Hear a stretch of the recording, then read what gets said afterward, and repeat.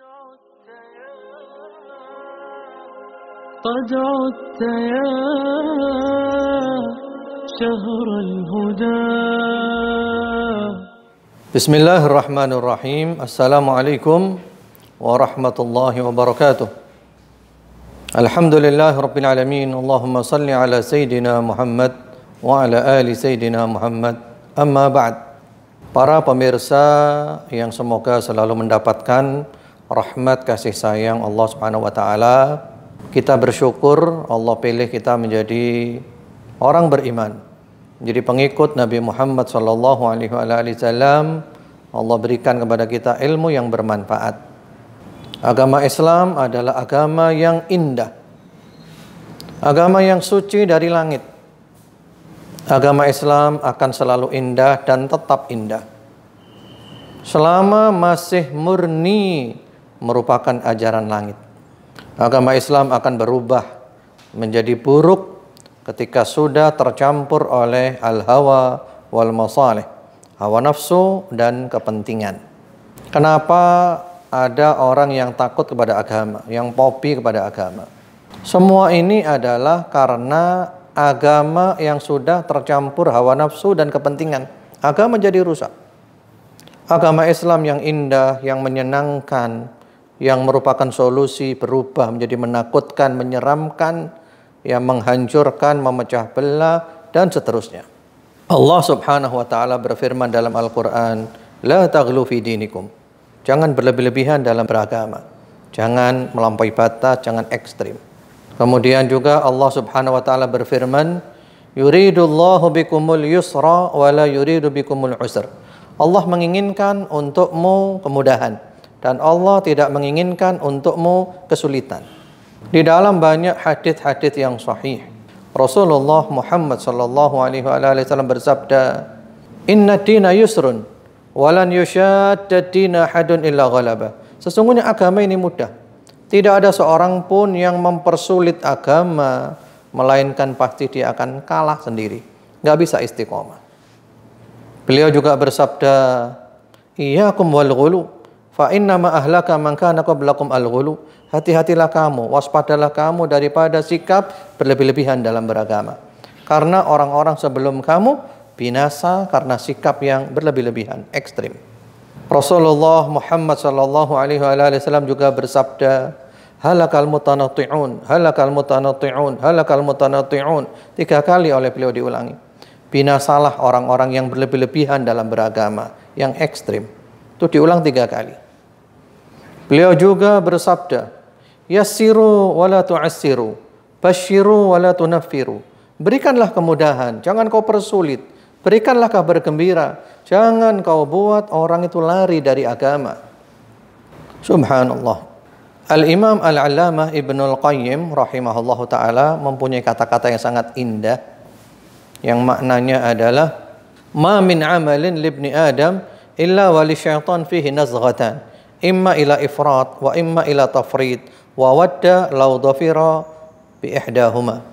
Setiap anak manusia punya amalan, itu di sana ada 2 perangkap setan. Hati-hati dengan 2 perangkap setan. Yang pertama-tama adalah ifrat, berlebih-lebihan, ekstrem, melampaui batas. Yang kedua adalah sikap meremehkan, ceroboh, gampang-gampangkan. Dan setan merasa menang ketika berhasil menjerumuskan manusia ke dalam salah satu dari 2 perangkap ini. Dan ternyata juga ada kata-kata mirip dengan itu dari Amirul Mukminin Ali bin Abi Thalib radhiyallahu taala anhu, sebagaimana di dalam kitab Syekh Ali As-Sallabi, yaitu Al-Wasatiyah. Sahabat Ali mengatakan, "La yural jahilu illa mufriton au mufarriton." Jadi orang jahil, mohon maaf orang bodoh, itu dalam beragama itu kalau nggak berlebih-lebihan, gampang-gampangkan. Itu 2 perangkap setan. Kita harus waspada, dan subhanallah, fakta, realita, dan kenyataan. Biasanya orang itu bermula dari ahli maksiat, gampang-gampangkan agama, meremehkan agama, mungkin berzina, khomer, narkoba, mungkin riba, dan seterusnya. Kemudian dia taubat, atau istilah sekarang itu hijrah. Ketika hijrah, ternyata dia masuk perangkap yang lainnya, beragama yang ekstrim. Jadi agama bukan menjadikan dia tambah baik, agama menjadikan dia tambah rusak. Dia ekstrim. Ya, kemudian dia caci maki sana, dia caci maki sana. Ulama-ulama dihujat, gurunya sendiri juga dihujat. Ini namanya orang yang belum bertaubat, belum berhijrah. Dia hanya pindah perangkap setan. Kalau dulu perangkap setannya itu adalah meremehkan, gampang-gampangkan, ceroboh. Sekarang perangkapnya adalah ekstrim, berlebih-lebihan. Itu semuanya perangkap setan. Jadi dia belum bertaubat, dia hanya pindah perangkap setan. Bahkan perangkap yang dulu maksiat itu lebih ringan. Karena orang ketika berbuat maksiat, dia merasa bersalah, dia merasa berdosa. Dan dia akan bertaubat kepada Allah. Tapi kalau orang beragama yang salah, itu bahaya. Dia tidak merasa bersalah, dia tidak merasa berdosa, dia merasa benar, dia merasa membela manhaj, dan seterusnya. Sehingga dia pun tidak akan bertaubat. Pemirsa yang dirahmati oleh Allah Subhanahu wa taala, barakallahu fikum, ada 4 tahapan menuju ekstrim. Ya. Kenapa ada orang ekstrim? Kenapa ada orang yang rela membunuh orang lain, mengebom dan seterusnya? Ini karena 4 tahapan ini. Tahapan yang pertama intinya adalah wawasan yang sempit. Jadi kalau Anda ingin ekstrim, silahkan berwawasan yang sempit. Wawasannya sempit. Jadi ilmunya dari satu jalur itu saja. Nggak mau baca yang lain, nggak mau dengar yang lain. Ini sumber masalah, wawasan yang sempit. Kemudian naik ke tahapan yang kedua, yaitu kekerasan dalam cara berpikir. Jadi cara berpikir. Yang ada di benak dia yang berbeda itu adalah sesat, ahli bid'ah, kafir, musyrik, dan seterusnya. Itu baru ada di benaknya dia. Kemudian naik ke tahapan yang ketiga, yaitu kekerasan dalam kata-kata. Kekerasan dalam kata-kata. Ya, atau kalau sekarang juga dalam tulisan ya. Nah, tulisan ini juga sekarang ini adalah terjemahan dari kata-kata. Dia hujat sana, dia hujat sini, dia bully sana, dia bully sini.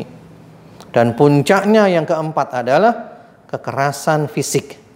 Dia membunuh, dia mengebom, dan seterusnya. Padahal orang yang tidak sepatutnya dibunuh, orang yang tidak selayaknya dibunuh. Semua bersumber dari wawasan yang sempit. Para ulama mengatakan, ilmu itu ada 3 tingkatan. Ada 3 jengkal kalau istilah para ulama. Orang yang baru masuk ke jengkal yang pertama itu akan sombong, merasa paling benar sendiri, yang lainnya disalah-salahkan. Kalau ilmunya naik kepada jengkal yang kedua, maka dia akan mulai tawadhu, rendah hati. Dan ketika ilmunya sudah masuk ke jengkal yang ketiga, dia akan menyadari bahwa dia nggak punya ilmu. Dia nggak punya ilmu. Ya. Kemudian juga orang itu juga ada 3 kelompok. Kelompok yang pertama, setiap orang yang berbeda itu dianggap musuh. Pokoknya beda dengan kita berarti musuh kita, menentang kita. Ya, ini orang dungu. Setiap beda dianggap musuh. Yang kedua adalah orang yang berbeda dengan kita itu adalah bukan musuh kita, itu adalah saudara kita. Kita berbeda tapi kita tetap saudara. Ya, tapi kita tetap baik walaupun berbeda. Yang penting di Indonesia ini adalah ahlus sunnah wal jamaah, ormas manapun nggak masalah. Ini orang pintar, orang cerdas, orang akil. Jadi berbeda bukan berarti musuh. Yang paling parah adalah yang ketiga, yaitu yang berbeda dengan kita berarti musuhnya Allah. Yang berbeda dengan kita berarti musuhnya Tuhan, menentang Tuhan. Wah, inilah teroris ya dari sini. Lalu dia membunuh atas nama Tuhan, dia membunuh atas nama agama, padahal membunuh yang bukan pada tempatnya. Nah, kita termasuk yang mana? Mudah-mudahan kita termasuk orang-orang yang berakal. Beda bukan berarti musuh. Ya, kita beda tapi kita tetap bersaudara. Dan itu telah dicontohkan oleh para ulama. Walaupun berbeda mereka tetap bersaudara. Atau kalau kita mau urutan, ya urutan yang pertama, berbeda tetap saudara. Ini orang berakal. Yang kedua, berbeda adalah musuh. Nah, ini orang-orang yang dungu. Yang ketiga adalah beda berarti musuhnya Tuhan. Ini yang paling berat, itu kaum ekstremis.